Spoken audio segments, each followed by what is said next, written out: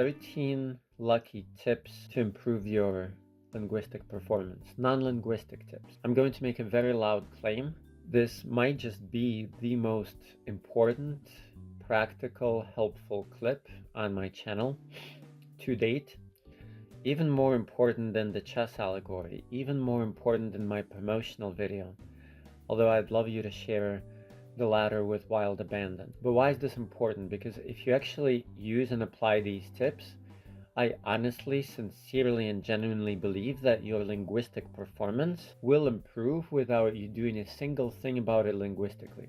Sounds very eerie and magical and esoteric, doesn't it? But let me give you an example. I think it's very, very obvious, or it should be very, very obvious, that there are factors in our lives that affect our professional performance, but the factors themselves are not professional in nature.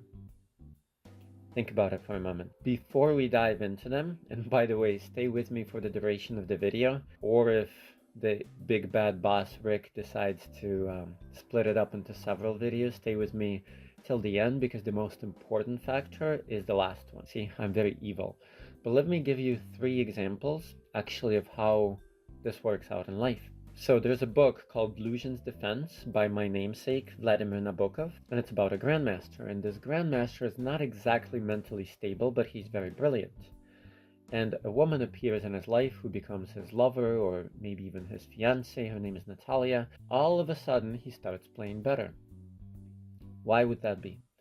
But then 2 villains appear. One is his arch rival, and the other is just his nemesis in life. I don't remember what the beef between them is, but this guy says to the grandmaster, not the protagonist, but his rival, he says, you put him under pressure on the board, and I'll put him under pressure out in life. And somehow they conspire, and he gets this Natalia out of his life. And of course, Lucian is crestfallen, and he even actually commits suicide. But he does come up with a defense that wins the game. Anyway, it obviously, so in this case, factors other than chess affect his performance. Another example that I love to give. This is from a biographical film called Running Brave about a great American runner, Native American runner, Billy Mills, who won the 1964 Olympics in the 10K distance. And I've met Billy Mills. He's an awesome guy. But the story goes that Billy has this white girlfriend, and he's a Native American, and his family is against the white girlfriend, and her family is against this Indian boy. And so he's suffering, and all of a sudden, he being a winner, he starts running worse. He starts losing races. He starts coming in last. And his coach checks him for an injury, and there is no injury, and the coach just thinks he's damn lazy, but he's not damn lazy. And in fact, in the movie, this is very poetically explained. Well, not philosophically, but poetically. He's writing a letter to his sister, and he says, sis, do you remember that Indian legend about the eagle who is stuck between the burning skies and the burning earth, and he's falling and he has nowhere to go, and I feel like that I'm that eagle, sister, and I'm falling. So there were circumstances in his life. He was caught between 2 fires, and his will to win basically was deflated. It had nothing to do with his athletic skills or his endurance or his heart or his lungs. Okay, last one. I think everybody knows this example. I think it was Rocky 3, where Apollo is Rocky's coach, and Rocky is just basically not training well. Maybe I might give 4 examples. Rocky's not training well because his wife is sick, and he's just not doing well. And then he comes to see his wife, and he leans in by her bedside, and she says, I want you to do something for me. And he says, what? Anything. And she's like, come here. And she whispers to him. Do you remember what she whispers to him? Win. She says, win. I want you to win. All of a sudden, there's this Rocky music. I'm not even going to try to imitate it. I'm sure Rick can play it. But, you know, things change like this.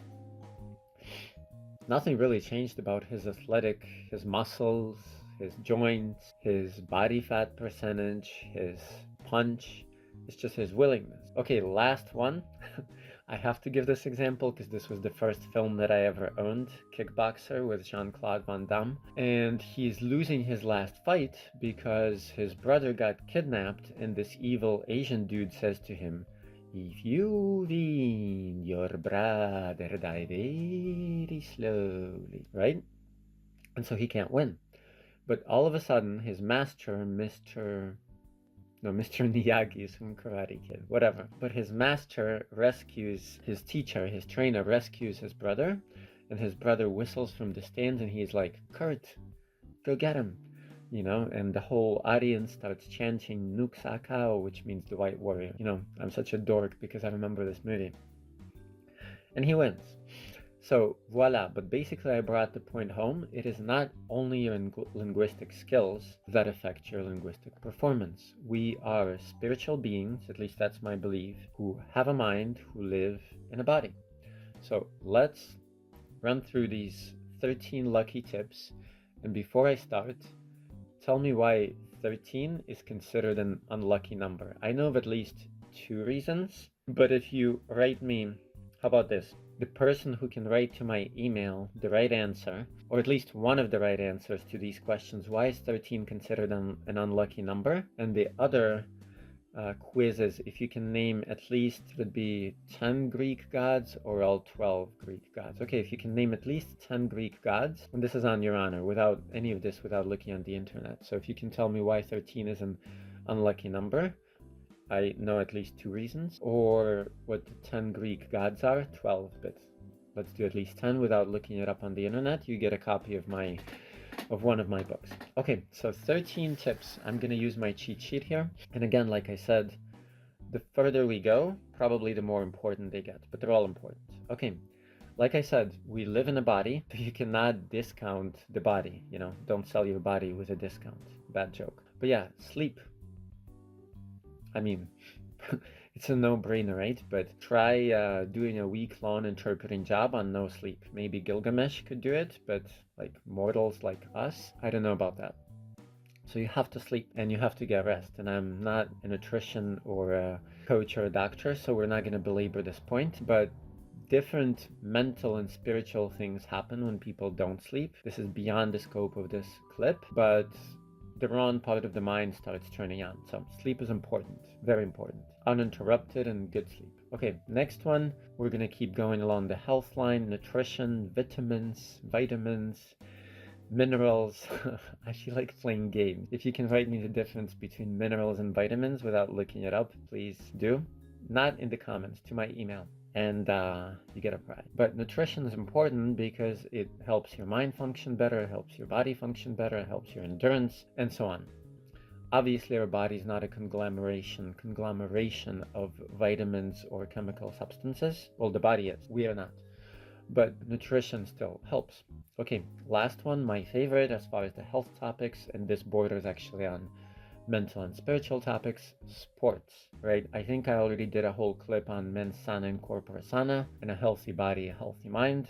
But that's very true. If your body is toned, if your body is in shape, if your body has endurance, it's definitely easier to translate and interpret, especially interpret. We've all worked like 12-hour interpreting days, so don't drink coffee. This is what I'm doing right now. All right, so that's as far as the health topics, except I will say one more thing about sports. I could talk a lot about sports, but sports teach us a lot of life lessons. But one of them is the action concept. I learned this from my running coach, Dr. Romanov, who's not really my running coach, but he taught me the running technique. And the action concept is no matter what happens, you just focus on the action that you can take. And this is very, very useful in interpreting when your whole mind is about to blow up because the speaker is non sequitur and they just spoke for 3 minutes, and you just take the next action. You say one phrase that you for sure remember, and your mind unravels the rest. Okay,